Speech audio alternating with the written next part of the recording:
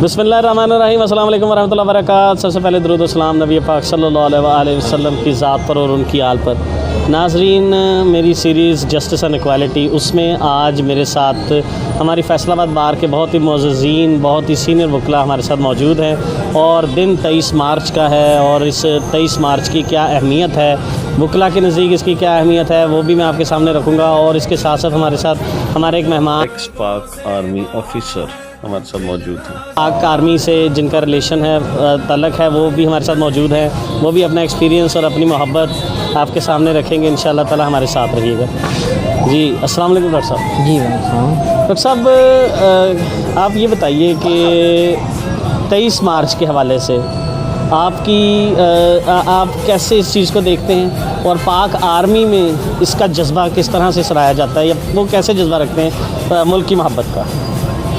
जी, बिस्मिल्लाहिर्रहमानिर्रहीम। सबसे पहले तो मैं मशकूर हूँ कि आपने जो है वो इस प्लेटफार्म पे मुझे जो है वो कम से कम अपना मौक़िफ़ बयान करने के लिए मौका फ़राहम किया।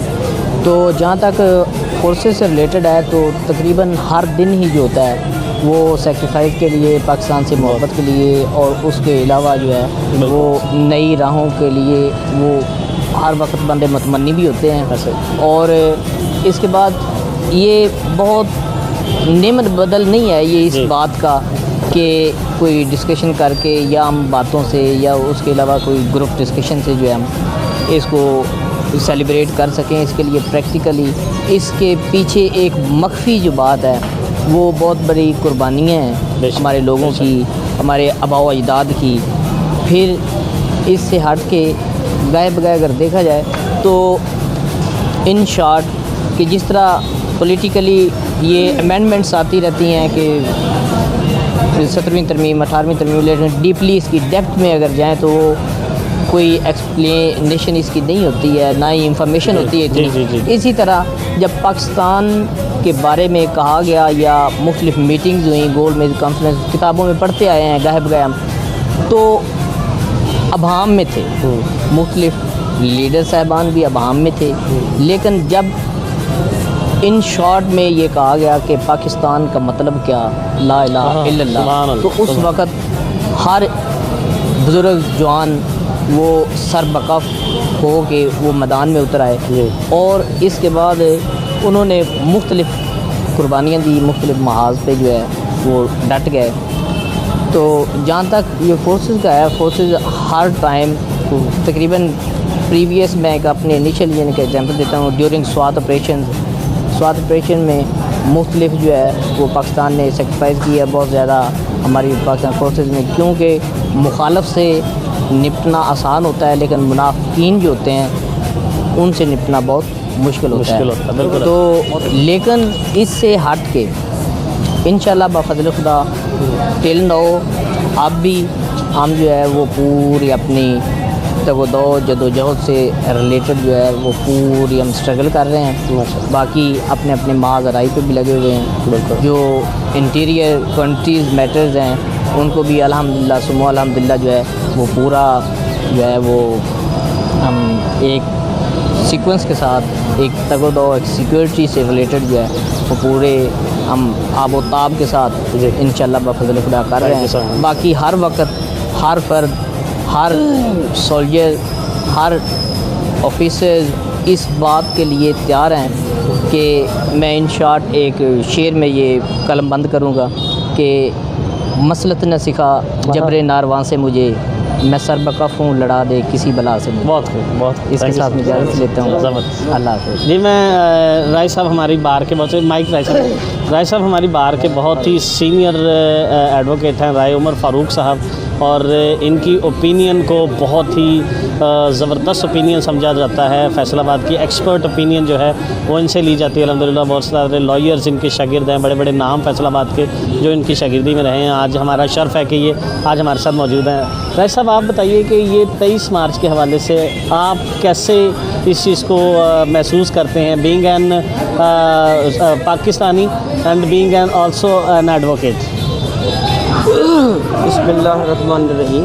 वैसे माइक करीब कर लीजिएगा जी, करीब कर लीजिएगा जी। बिस्मिल्लाहिर्रहमानिर्रहीम। मेरे बाकी कुलीग्स, हमारे लीडर राना अहमद रहील साहब हैं, अफजाल हुसैन खान साहब हैं अब्दुल हफीज़ शेख साहब हैं और अरशद अवान साहब हैं। तो इधर हमारे साथ थे doctor Altaf Hussain, ex army officer. उन्होंने अपने ख़यालात का इजहार किया। बहुत खुशी हुई कि हमारी फोर्सेस हर मैदान में, अमन का ज़माना हो या जंग का ज़माना हो, तो उन्होंने इस कौम और मुल्क को सर्विसेज दी हैं जी। तो अल्लाह ताला हम सिविलियन को भी ऐसे खिदमत करने का मौका अता करेगी। तो जहाँ तक 23 मार्च का सीन है, तो इस करारदाद को हम करारदाद लाहौर भी कहते हैं और करारदाद पाकिस्तान भी कहते हैं जी। तो ये मीनार पाकिस्तान में मुझे पिछली एतवार जाने का मौका मिला। मैंने देखा तो मुझे वो पुरानी सारी यादें मेरे सामने आई कि हमारे बुज़ुर्गों ने कितने बड़े काम किए थे। काश हमें भी उनके पैरोकार बनना चाहिए था, हमें भी उस लाइन पर चलना चाहिए था। हमने उनकी कुर्बानियों को बर्बाद करके रख दिया। अल्लाह करे कि हम उनको सामने रखते हुए, उनकी कुर्बानियों के सामने और उनके अच्छे कामों के सामने रखते हुए हमें उन पर अमल करना चाहिए। और हमारी आइंदा नस्ल जो है वो हमें सामने रखे। तो इंशाल्लाह जब हम पिछलों को करेंगे, पिछले हमसे करेंगे, तो हम आगे बढ़ेंगे और हमारा मुल्क और हमारी कौम जो है वो आगे बढ़ेगी। और इंशाल्लाह वो मकसद जो बुज़ुर्गों ने हमारे आगे रखा था, वो अल्लाह के फजल करम से असल तरीके से, और जिस मकसद के लिए ये मुल्क बना था और जिसकी बुनियाद कलमा पाक पर थी, तो अल्लाह ताला इंशाल्लाह उसको पूरा करेगा। तो हमारी दुआएं हैं, हमारी कोशिश होनी चाहिए कि हम उस मकसद को पूरे करें। कल को हमें कोई किसी किस्म का शर्मिंदगी का मौका ना मिले जी। तो हम बराए इसके हम एक दूसरे को क्रिटिसिज्म में लाएं, तो हमें चाहिए कि हम पहले अपने आप को क्रिटिसिज्म में लाएं, फिर अगले को करें। तो इंशाल्लाह जब हम अपना एहतसाब करेंगे तो मामलात अल्लाह के फजल करम से ठीक हो जाएंगे और हम कौम और मुल्क एक अच्छे और बेहतर रास्ते पर चलने से हमारा जो है सिमत दुरुस्त होगी और हम कामयाबी की तरफ बढ़ेंगे। Thank you. आपने बहुत शुक्रिया कि रेजोल्यूशन जो होता है वो अपने आप में सबसे पहले लाया जाता है और उसके बाद फिर उसकी जो इम्प्लीमेंटेशन माशरे पर और पूरे मुल्क पर होती है। बहुत शुक्रिया, बड़े खूबसूरत तरीके से भट्ट साहब ने इस चीज़ को एक्सप्लेन किया। मैं दावत देता हूँ अरशद अवान साहब को। अवान साहब माइक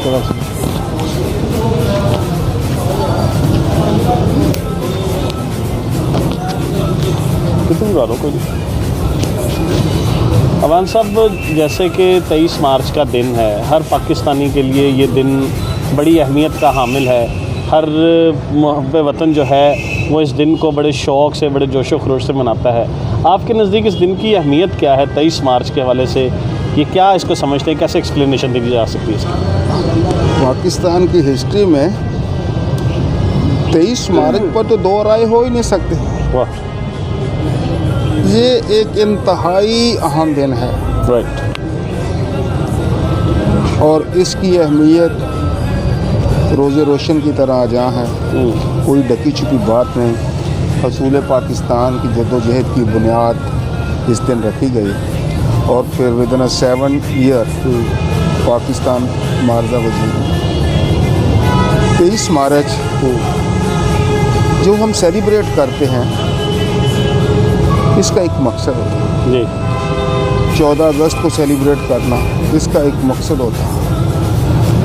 और 23 मार्च के बाद 7 साल की जदोजहद के बाद पाकिस्तान मार्जा वजूद और हमारे बुज़ुर्गों ने आग और समुंदर के दरिया को अबूर करके पाकिस्तान को हासिल किया। बेशक बेशक बेशक। तो सेलिब्रेशन का मकसद ये होता है कि हम अपनी नौजवान नस्ल में इन बातों को पेनिट्रेट करें कि ये हसूल पाकिस्तान के लिए हमें ये जदोजहद करके ये तकलीफ़ें बर्दाश्त करके एक नई रियासत का हसूल मुमकिन हुआ। और 23 मार्च असल में ये होता है, जो आज़ादी का दिन मनाना होता है, ये तजदीद अहद होता है। उन जो कुर्बानियाँ होती हैं उनको रिमाइंड करना और अपनी इस्लाह करना। असल बात है, अपनी इस्लाह करना, अपने जज्बों को तवाना करना और अपनी गलतियों पर रिपेंट करना और अगली जदोजहद को मजबूत करना। बिल्कुल। ये महज 14 अगस्त या 23 मार्च सड़कों पर मोटरसाइकिल तेज़ चलाने का नाम नहीं है, घर पर झंडा लहराने का नाम नहीं है। ये तो कौम को ज़हनी तौर पर तैयार करने का नाम है कि हमने जिस मुश्किल जिस तकलीफ़ से ये वतन हासिल किया है, इससे ज़्यादा हिम्मत से, जज्बे से, मोहब्बत से, लगन से, अच्छी थॉट से इसकी हिफाजत करनी।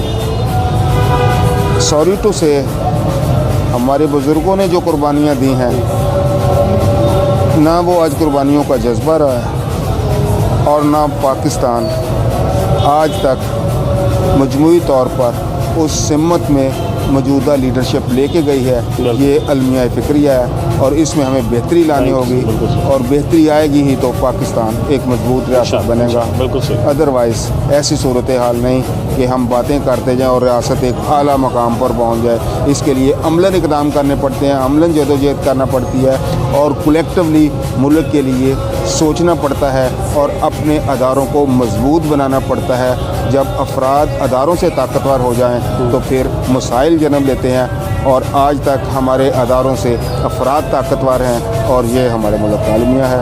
हमने 23 मार्च से वो कुछ नहीं सीखा जो हमें सीखना चाहिए। बहुत thank you so much, thank you so much. जी व्यूवर्स, अब हमारे साथ मौजूद हैं हमारे आज के बड़े मोअज़्ज़ज़ मेहमान शेख अब्दुल हफीज़ साहब, जो कि बहुत ही सीनियर एडवोकेट हैं हमारी बार के और बड़ी प्यारी पर्सनैलिटी हैं, बड़े एक्सपीरियंसड हैं अल्हम्दुलिल्लाह। हम लोग अपने तमाम तर केसेस जो हैं, जो पेचीदा केसेस होते हैं, वो उनकी राय, उनके बारे में एक्सपर्ट जो राय होती है वो हम शेख साहब से लेते हैं। शेख साहब, 23 मार्च बेसिकली 23 मार्च की अहमियत एक पाकिस्तानी की ज़िंदगी में क्या होनी चाहिए, तो थोड़ी सी इसकी तारीख़ भी बयान कीजिएगा। बिस्मिल्लाहिर्रहमानिर्रहीम। असल में हमें इसके पस मंज़र की तरफ जाना पड़ेगा। 1857 में जंग आज़ादी में मुसलमानों ने सबसे ज़्यादा किरदार अदा किया अंग्रेज़ों के ख़िलाफ़, और अंग्रेज़ों ने ज़्यादा से ज़्यादा मुसलमानों को एग्जीक्यूट किया। इतना क्रश किया मुसलमानों को कि वो बिल्कुल कोई मुल्क छोड़ के चले गए, बहुत सारे लोग, कुछ बिल्कुल ही पस पर्दा चलेगा, अंडरग्राउंड चलेगा। उसके बाद से मुसलमानों की जो तबाही के मामला शुरू हो जाते हैं 1857 के बाद। सही। 1857 के बाद जब ये मुसलमानों की ज़बू हाली देखकर हमारे लीडरों ने, जिनमें अल्लामा इकबाल शामिल थे और क़ायद आज़म रहमतुल्लाह अलैह और दूसरे हजरात, उन्होंने इसका मतलब सोचा कि क्यों ना एक अलहदा हमें स्टेट हासिल मिलनी चाहिए जहाँ मुसलमान अपनी ज़िंदगी अपने इस्लाम के मुताबिक गुजारें, इंडिपेंडेंट तरीके से, किसी का उन पर जबर ना हो। तो इस लिहाज से 1940 में करारदाद पाकिस्तान, जहाँ आजकल मीनार पाकिस्तान है, यहाँ मंजूर की गई कि एक पाकिस्तान एक हमारा अलहदा मुल्क बने जिसमें हम आज़ादी से, इज़्ज़त से रह सकें। और उसमें उसका जब अमल में लाया गया 1947 14 अगस्त में, तो उस वक़्त इस पार्टीशन में बेशुमार मुसलमानों को कत्ल किया गया, बेशुमार औरतों की अस्मत दरी की गई, और उसके बाद जाके ये हमने अपना अजीज़ वतन हासिल किया जहाँ हम बड़े आज़ादी से, आसानी से, इज़्ज़त आबरू से रह रहे हैं और हमें कोई रोक टोक नहीं है। लेकिन अफसोस कि हम इस आज़ादी की कदर नहीं कर सके, और हमने इसको एक जब हमने समझा ये आज़ादी हमें प्लेट में मिल के मिली है, लेकिन हमने ये नहीं सोचा कि हमारे आबा और अजदाद ने कितनी कुर्बानियाँ दी हैं, कितनी लाशें कुओं से निकली हैं, कितनी लाशें दरियाओं से निकली हैं, और कितने लोगों के घर उजड़ गए। लेकिन आज हमारी नस्ल इस चीज़ को बिल्कुल भूल चुकी है, और हमें इनको बावर कराना पड़ेगा कि ये हमारा मुल्क है, हमने इसी में रहना है, यहाँ मरना है, यहाँ ही जीना है। तो तभी हम 23 मार्च की जो तकद्दुस है उसको हम समझ सकते हैं, उसको पूरा उतर सकते हैं कि हम अपनी नौजवान नस्ल को हम बताएं कि ये मुल्क किस लिए हासिल किया गया था, हमारी पोजीशन कितनी कमज़ोर थी इंडिया में, जहाँ हम बड़े इज़्ज़त से रह रहे हैं, कोई हमें पूछ नहीं सकता, कोई हमारे ऊपर तनकीद नहीं कर सकता।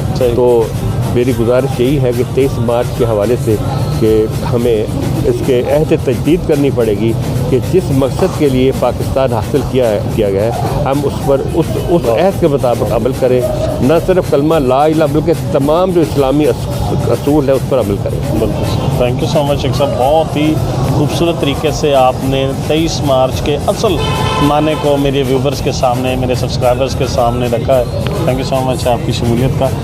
खान साहब, माई खान साहब, अफजाल खान साहब मेरे सीनियर मेरे वालिद मोहतरम हैं और मेरे साथ अक्सर मेरे दीगर लॉ सेशंस में भी आते हैं, उस्ताद भी हैं मेरे, मैंने सीखा भी इन्हीं से है।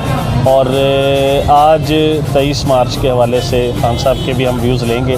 खान साहब, दो कौमी नज़रिया, बेसिकली ये दो कौमी नज़रिया जो था इसकी वजूहात क्या थी, और करारदाद पाकिस्तान या करारदाद लाहौर, बेसिकली इन चीज़ों की ज़रूरत क्यों पेश आई थी, ये थोड़ा सा एक्सप्लेन कीजिएगा शॉर्ट से टाइम में। Thank you. औज़ु बिल्लाहि मिनश शैतानिर रजीम, बिस्मिल्लाहिर रहमानिर रहीम। आम तौर पर आप मुझे अपने प्रोग्रामों में ओपनिंग बैट्समैन के तौर पर लाते हैं, उससे काफ़ी आज़ादी होती है कि कुछ बातें जो आदमी कह देता है बाद में आने वाले फिर उसी को फॉलो करके चलते हैं। लेकिन आज मेरे जो प्रीडिसेसर हैं उन्होंने इतनी अच्छी बातें की हैं, सच्ची बात तो ये है कि अब इसमें कोई गुंजाइश रह नहीं गई कि मैं इसमें क्या ऐड करूं।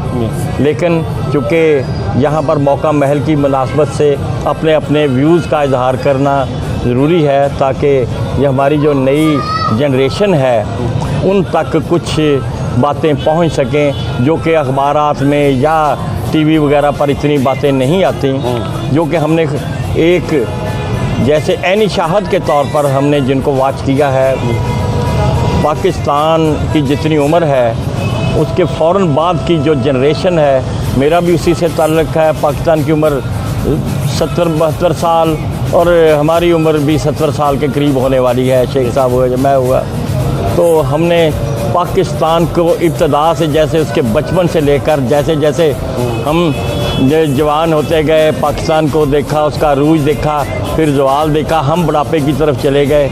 लेकिन हमें ये हसरत रही कि पाकिस्तान को हम ऐसा देखते जैसा कि हमारे अकाबरी ने उसके बारे में ख्वाब देखा था या सोचा था। बहरहाल मैं थोड़ा सा पस मंज़र बयान कर दूँ कि दो कौमी नज़रिए के बारे में। शेख साहब ने जैसे 1857 की जंग आज़ादी की बात की है, मैं इससे भी ज़्यादा पीछे ले जाना चाहूँगा। वैसे तो कहते हैं कि पाकिस्तान उसी दिन बन गया था जिस दिन पहला मुसलमान बरसगीर में आया था, हिंदुस्तान में आया था। लेकिन हुआ ये कि मुसलमान और हिंदू और भी लोग हैं और भी मज़ाहब हैं, लेकिन मेन चूँकि बड़ी कौमें यही हैं, 1000 साल तक इकट्ठे रहे और कभी इतनी नफ़रत नहीं देखी थी जितनी कि फिर 19वीं 20वीं सदी में देखने में आई। क्योंकि जैसे शेख साहब ने फरमाया कि 1857 की जब जंग आज़ादी हुई, उस वक्त फिर अंग्रेज़ों ने एक कमीशन मुकर्रर किया कि वो ये असबाब देखें कि ये जंग आज़ादी क्यों हुई और इसका आइंदा के लिए सद्देबाब कैसे किया जाए। तो वो इस बात पे, इस नतीजे पे पहुँचे, एक तो ये है कि कभी हिंदुस्तानियों के मजहबी मामलात में दखल ना दो।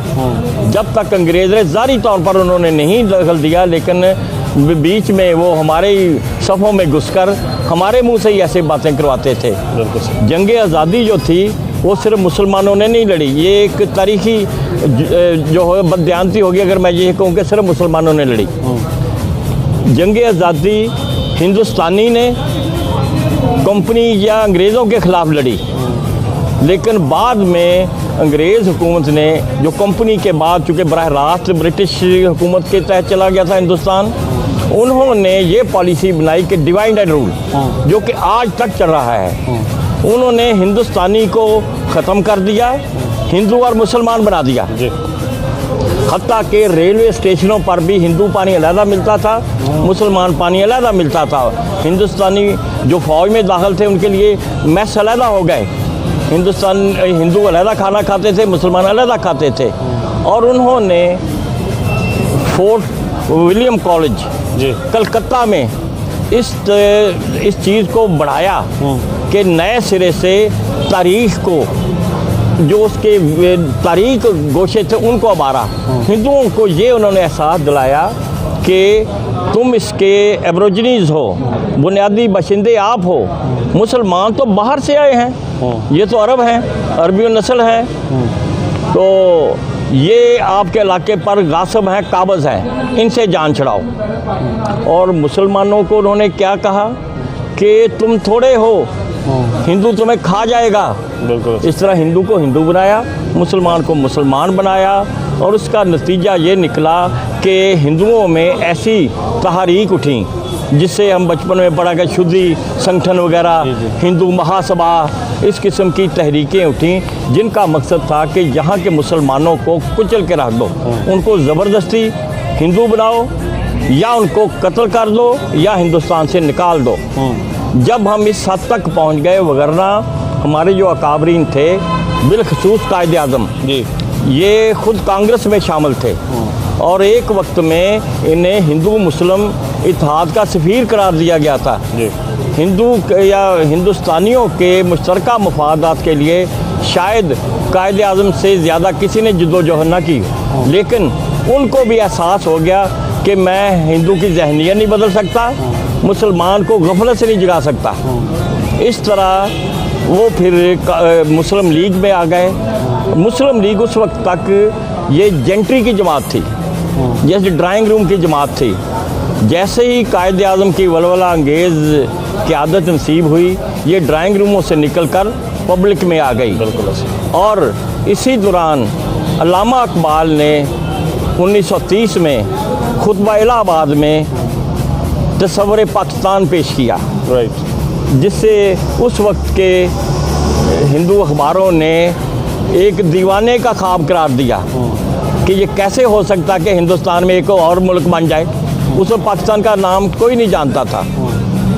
और फिर हमारे एक और बहुत बड़े रहनुमा चौधरी रहमत अली साहब, उन्होंने पाकिस्तान का नाम दिया।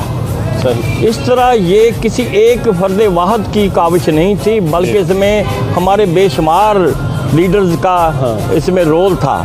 और लेकिन अल्लाह ताला ने बिलाखिर कायद आज़म को ये तौफीक दी। उन्होंने मुसलमानों ने हिंद को इकट्ठा किया और उनकी सरबराही में लाहौर में 1940 में मिंटो पार्क में, जिसे अब उसका नाम गालिबन इकबाल पार्क रख दिया गया है, करारदाद लाहौर पेश की गई। उसमें एक से ज़्यादा जो रियासतों का जिक्र था और तमाम हिंदुस्तानी मुसलमानों ने इस पर लब्बैक कहा, लेकिन जो मुसलमान मफादात हासिल कर रहे थे उन्होंने इसकी मुखालफत की, यूनियनिस्ट पार्टी, ये वो कई चीज़ें। लेकिन जब उनको पाकिस्तान बनने का यकीन हो गया तो वो ओवरनाइट छलांग मारकर मुस्लिम लीग में आ गए। बिल्कुल सही। इस तरह मुस्लिम लीग के बारे में कायदान कह उठे कि मेरी थैली में सब सिक्के खोटे हैं। और उनके बाद इन जागीरदारों ने ऐसा इस पाकिस्तान का हाल किया कि आज भी तहरीक पाकिस्तान का कारकुन या उसके बच्चे, वो तो बेचारे नाने शबीना को तरस रहे हैं, ना उनको अच्छी तालीम मिल सकती है, ना उनको अच्छा मकान हासिल है, जबकि जागीरदारों के या जो टोडी अफराद थे नस्ल दर नस्ल वो रूल कर रहे हैं। ब्यूरोक्रेसी में भी वही है, तजारत में भी वही है, इवन हमारे और अदारे, इवन फ़ौज में भी बहुत से ऐसे लोग शामिल हैं कि जो कि उसी अशराफ के आखिर में मैं सिर्फ यही अर्ज़ करूँगा कि ये कोई एंड नहीं है। ये जैसे मलिक साहब ने फरमाया कि ये तजदीद अहद का दिन होता है। हमने अपनी खूबियों और खामियों का जायज़ा लेना है कि पाकिस्तान ने आया वो तमाम गोल्स अचीव कर लिए हैं। अगर हम कहते किसी हद तक हम कह सकते हैं कि उन गोल्स को हमने अचीव नहीं किया, लेकिन जहाँ तक हमारी सलामती का ताल्लुक है, अब पाकिस्तान को दुनिया में मरकज़ी हैसियत हासिल हो गई है और आने वाले 10-20 सालों में इंशाअल्लाह ये सी पैक और दूसरे मंसूबे जब मुकम्मल हो गए, पाकिस्तान मुआशी तौर पर भी और फौजी लिहाज से, दोनों लिहाज से इंशाअल्लाह एक दुनिया की मौकर कौमों में इसका शिकार होगा। Thank you. मैं दावत देता हूँ अब हमारे बहुत ही मोअज़्ज़ज़ मेहमान राना अहमद राहील मिन्हाज साहब को, जिन्होंने पहले भी मेरे प्रोग्राम में आकर मुझे शर्फ बख्शा और आज भी मैं उनके जो व्यूज़ हैं, जो उनकी डीप थिंकिंग है, वो मैं आपके सामने लेकर आ रहा हूँ। आइए राना साहब, ये माइक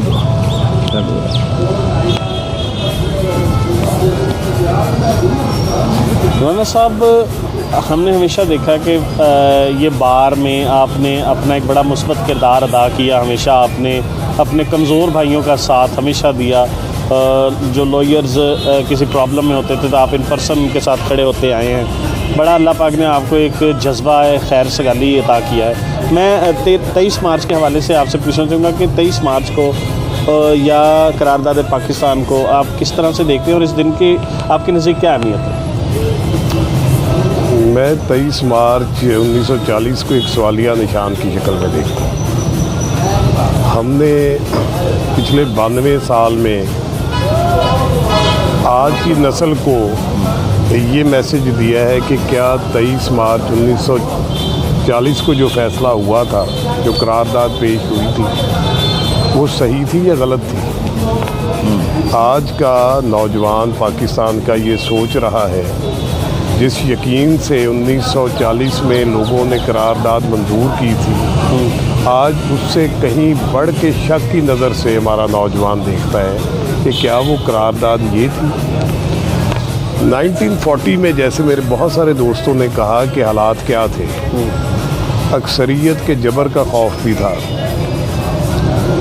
मुईशत भी मुसलमानों की कमज़ोर पड़ रही थी या उन्हें बताया गया कि कमज़ोर पड़ रही थी। सही। मुसलमान के लिए पढ़ने के, लिखने के, रोज़गार के मौके नहीं थे और इस बुनियाद के ऊपर के दो कौमें आबाद हैं, एक हिंदू है, एक मुसलमान है।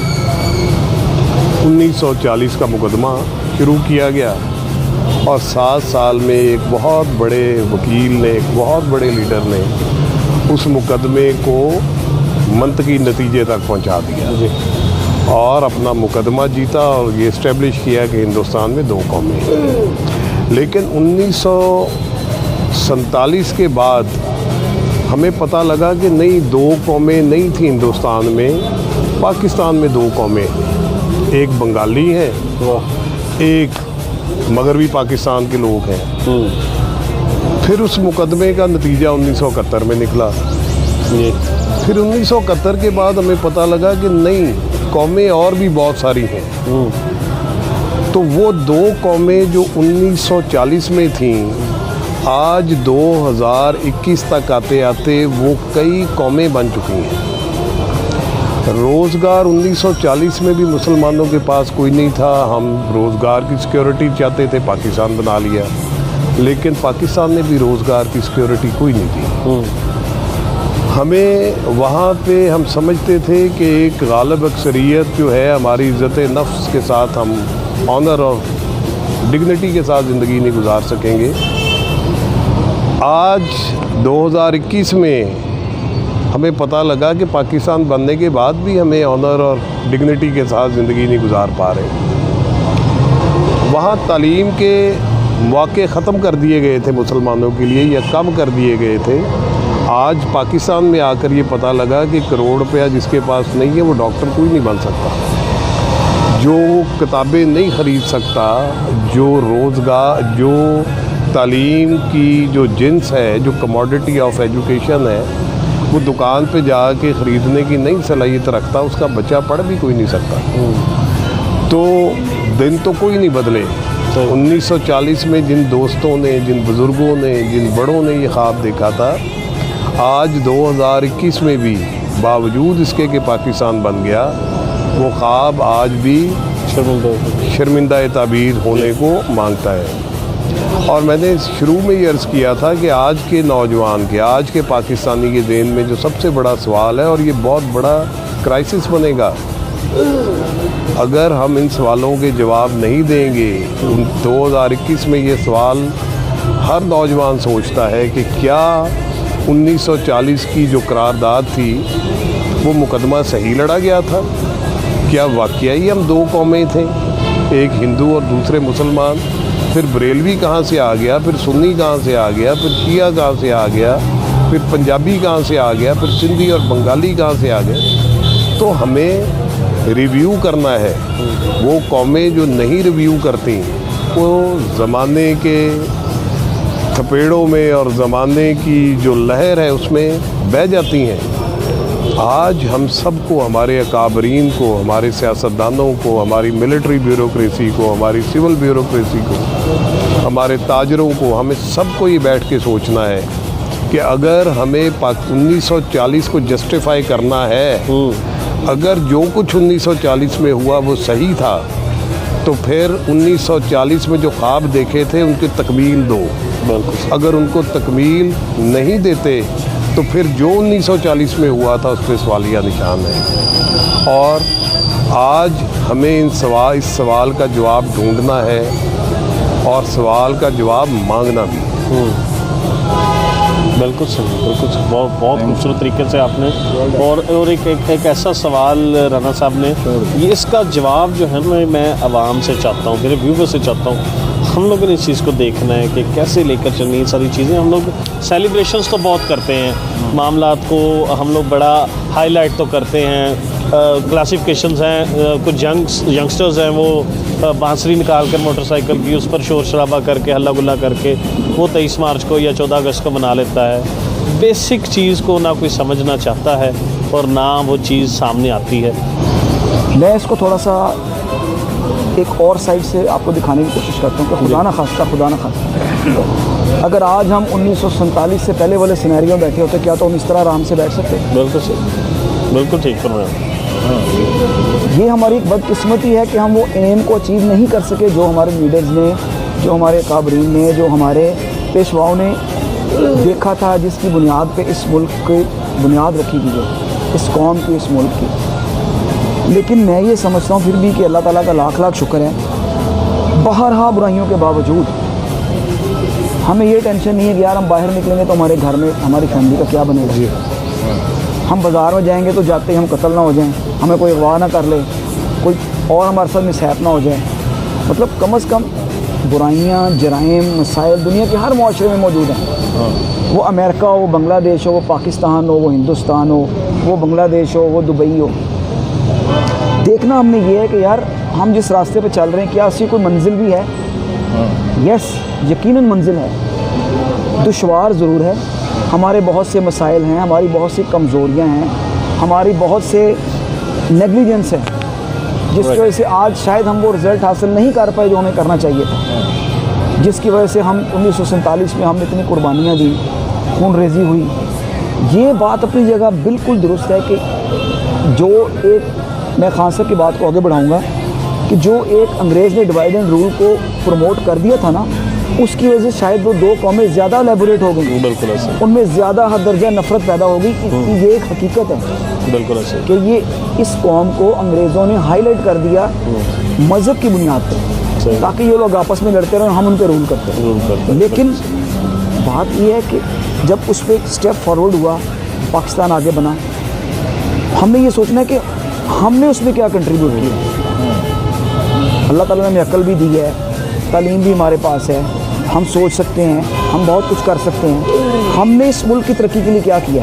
बिल्कुल ठीक, बिल्कुल। सवाल मेरा सिर्फ ये है अपने आप से भी जी और पूरी कौम से भी। बिल्कुल सही, बिल्कुल। और मैं ये समझता हूँ कि हमें नथिंग इज़ टू लेट, अभी भी हम बहुत कुछ कर सकते हैं। बिल्कुल ऐसा, जो हमने जहाँ से जाग जाए सवेरा वहीं ये से। अल्लाह की मेहरबानी है जो हमने कर लिया है। हम इतने काम एंड क्वाइट इन्वायरमेंट में बैठे डिस्कशन कर रहे हैं, अपना तबादला ख्याल कर रहे हैं।